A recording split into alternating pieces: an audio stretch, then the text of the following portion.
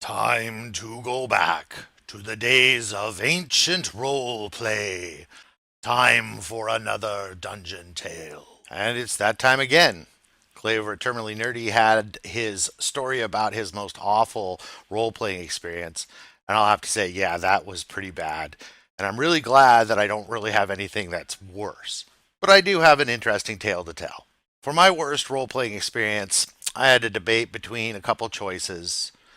One was a cyberpunk character I rolled up, and when I determined his background, all my rolls indicated that he was hunted by everybody in the world, and most of them wanted him dead. That turned out to actually be kind of fun. So, the other experience I thought of was back when my Monty Hall super evil character got colored rainbow colors by Rainbow Bright and her artifact wand of joy. I believe it also turned him lawful good.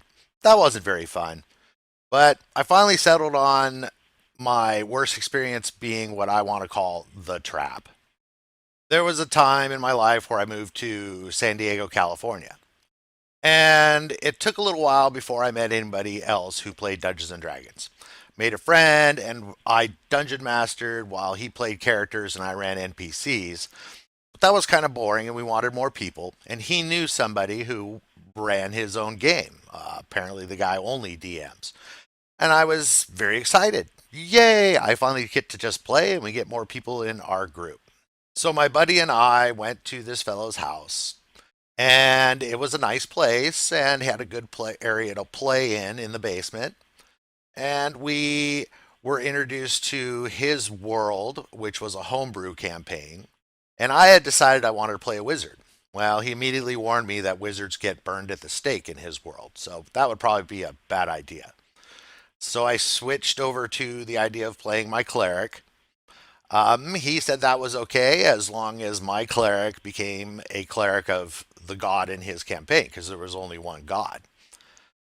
And that sounded kind of odd. I asked him who it was, and he said Jehovah. And I'm like, I think I'll play a warrior. So the scenario was set up that he was a priest of Jehovah and he was going to give a speech to the people of this city. And my friend chose to play a fighter also. So we were hired on as crowd control, basically bodyguards to this cleric. It turned out his character was a good bit higher level than us.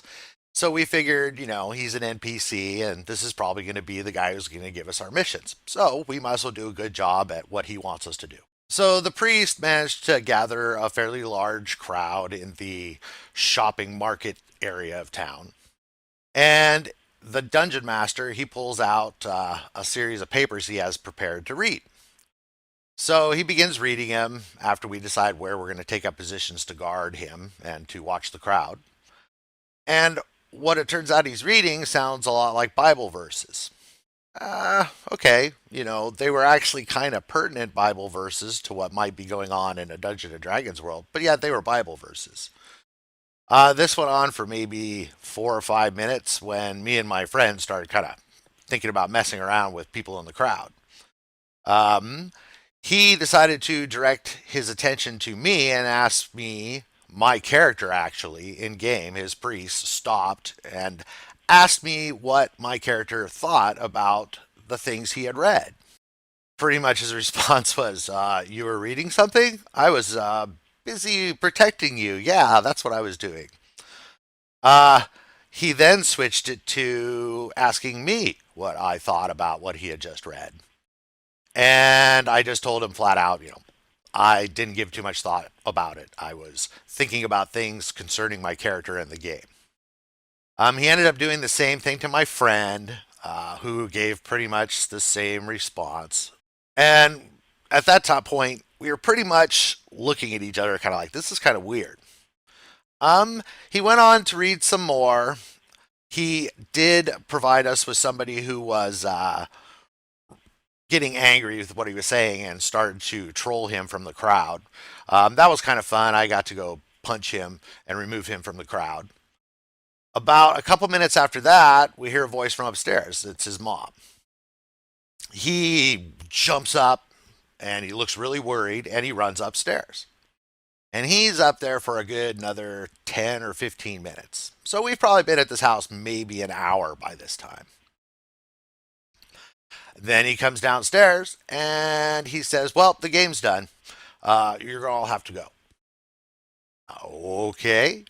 So my buddy and I left and we found something else to do. Bummer. That wasn't too fun. My friend who had invited me to come over to this Dungeon Master's house had made contact with him later. And I guess, as it turns out, his family is Jehovah's Witnesses. And apparently, Dungeons and Dragons is not something that they're normally allowed to do. But apparently, this guy had talked his mother into using it as a way to try and attract followers. Um, Apparently, she was listening in the whole time and was pretty certain that we weren't interested in what was being pitched, so thus we had to go. I guess it was kind of a trap. But mostly I was bummed that, hey, I had found a possible DM who actually sounded like he had an interesting thing going, but it didn't work out. So I had to find other places to play at that point. Bummer. Not as bad as what you went through, but kind of weird. Well, Clay, that has to be my worst experience. How about next time we talk about your favorite tactic that you came up with? Spell combination, a magic item you used to use in a certain way that gave you an edge over the competition. Well, thanks for watching. I really do enjoy making these. These are kind of fun videos to do on the side. I'm continuing on with my normal thing. And if you guys come up with your own tales, feel free to make a video and post it down in the comments. And you'll find Clay's last video about his awful experience in my description. All right, everybody, take care.